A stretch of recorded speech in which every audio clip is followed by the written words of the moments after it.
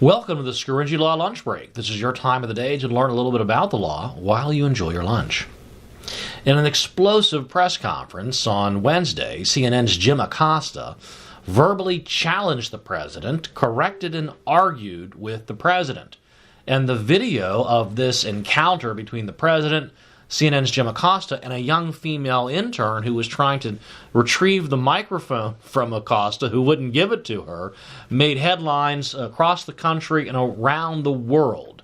And many people are asking, did Jim Acosta commit the civil injury known as assault or battery? Now, the president, after allowing some back and forth with Acosta, then told him that's enough. Repeatedly told him that, and repeatedly asked Acosta to put down the mic and signaled to Acosta to put it down so that it could be passed to the next reporter wanting to ask a question. But Jim Acosta refused to stop talking, and he refused to put down the president's microphone. A young female intern, whose job it is to pass the mic from reporter to reporter, attempted to retrieve it from Acosta. Acosta initially refused to let go of the microphone, used his other arm to block the hand and arm of the female, and made contact with her arm in a somewhat forceful manner. In one video frame, Acosta knocks the female slightly off balance. All the while, Acosta continues to talk at the president, and the president continues to tell him, "That's enough, put down the mic." Finally, Acosta allows the intern to retrieve the mic from him. The question, though, did Jim Acosta of CNN assault the young intern? It's all over the news, and today we're gonna provide the law to you and see if you can decide the question. You'll be the judge. In Pennsylvania, we have the torts of assault and battery.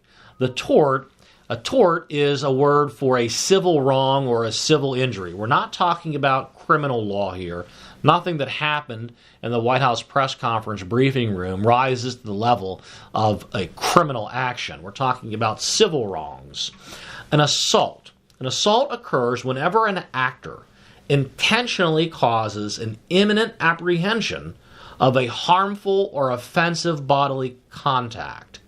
The victim's apprehension must be reasonable, and the actor must take some affirmative action in an attempt to carry out the threatened harm. So, to put in the names of the individuals in question, an assault occurs whenever Jim Acosta intentionally caused an imminent apprehension of harmful or offensive bodily contact.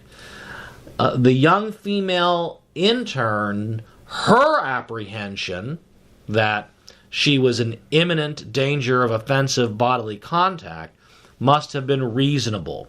And Jim Acosta must have taken some affirmative action in an attempt to carry out the threatened harm. Let me give you an example. An assault occurs when you say to another during a heated exchange about Trump's border wall. You say to the person you're arguing with, "I'm going to punch you in the face." Those are the words you speak. And you clench your fist and you cock your arm back. That would be an assault. In my view, in my opinion, nothing Jim Acosta did comes close to an assault under the civil law. But what about battery? The tort of battery is defined as an act done with the intent to cause a harmful or offensive contact with the body of another, and that directly or indirectly results in harmful or offensive contact. Now, we can take out the words harmful. I don't think anything harmful occurred. There may be an assault or battery even though no physical injury results. That's the law. So you don't have to have a physical injury in order to be victimized by an assault or battery, but there was no harmful contact here. So we'll take that out, and we'll put in the names of the actors. So kind of rephrase the legal definition. Did Jim Acosta, did he bring his arm down a couple of times on the arm of the young female intern with the intent to cause offensive contact with that young female intern? And then did it directly or indirectly result the offensive contact result, that is. Now, I don't think Acosta intended an offensive contact. That's my view. We'll see what yours is. So, because he has to have an intended either harmful or offensive contact. This is an intentional tort. So let's assume he did, for the sake of argument.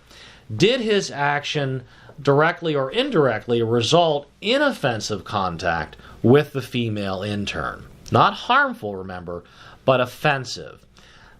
To me, that's an open question. What is offensive contact? Did Acosta's use of his arm a couple of times, remember he brought his arm down a couple of times to block the arm of the female intern, did that offend a reasonable sense of personal dignity? I think that's a tough call. Who has the burden of proof at the civil law?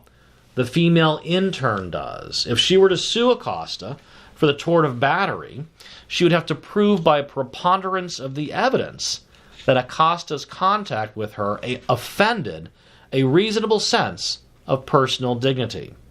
You be the judge. Did Jim Acosta of CNN commit battery against the female intern? Well, let's assume the offensive touching did occur. Is that the end of the case? And let's assume Acosta intended for it to occur.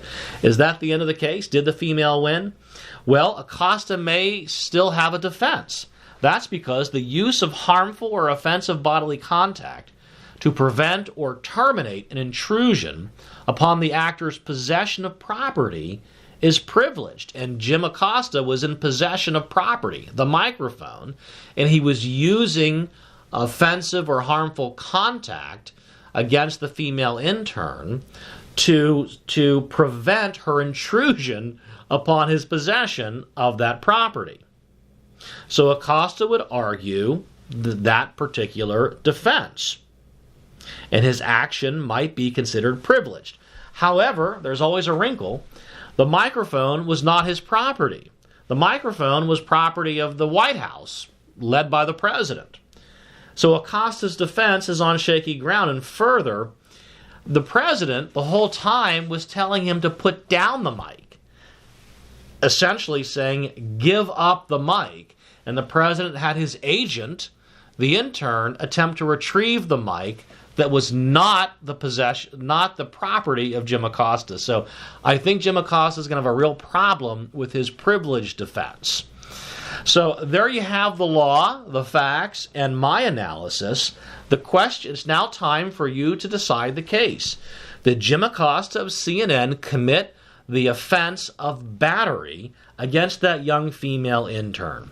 Now, answer that question in the comments section, and at the end of the day, we'll announce which comment and which commentator we think got it right. Well, that's about all the time we have today for the Scaringi Law Lunch Break. I hope you learned a little bit about the law of assault and battery, and I hope you found this to be interesting. Thanks for listening, and enjoy your lunch.